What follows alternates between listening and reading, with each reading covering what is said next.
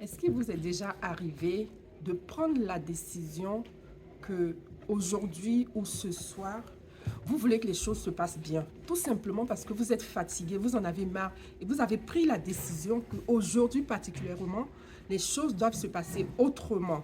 Donc vous avez tout prévu, vous avez pris une petite douche, vous avez peut-être fait un petit plat, un dîner en tête-à-tête. Et puis finalement, eh bien, quand le conjoint, que ce soit le mari ou la femme, franchit le seuil de la porte, au moins un petit mot déplacé tout de suite, eh bien, tout repart en vrille et on a l'impression en fait que ça ne va jamais s'arranger, que les choses ne vont jamais en fait rentrer dans l'ordre qu'on espère.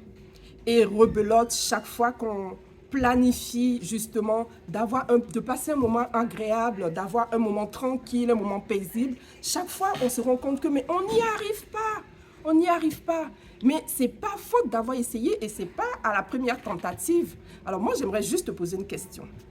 Depuis que ça se passe, qu'est-ce que tu fais, qu'est-ce que tu as fait pour changer les choses, pour essayer de faire autrement, tout simplement?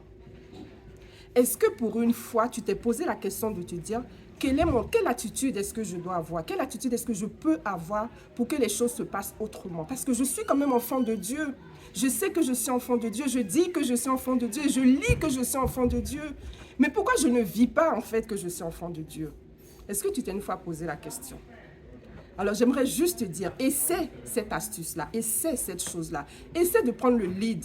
Essaie de prendre le leadership en fait sur cette position-là, sur cette attitude-là et sur cette action, sur cette façon dont les choses se passent. Si tu décidais tout simplement dans ta tête, dans ton esprit de te dire que je fais les choses différemment et même si j'entends une parole négative, je ne vais pas réagir. Je vais rentrer dans la présence de Dieu et je vais demander à Dieu de venir me consoler, de venir agir en moi et de venir me transformer. Pour que chaque fois que j'entende ces mauvaises paroles ou ces mauvaises actions, je ne réagisse pas parce que j'ai décidé que ce soir, que ce moment est mon moment et que ce moment, les choses vont se passer correctement comme je l'ai décidé.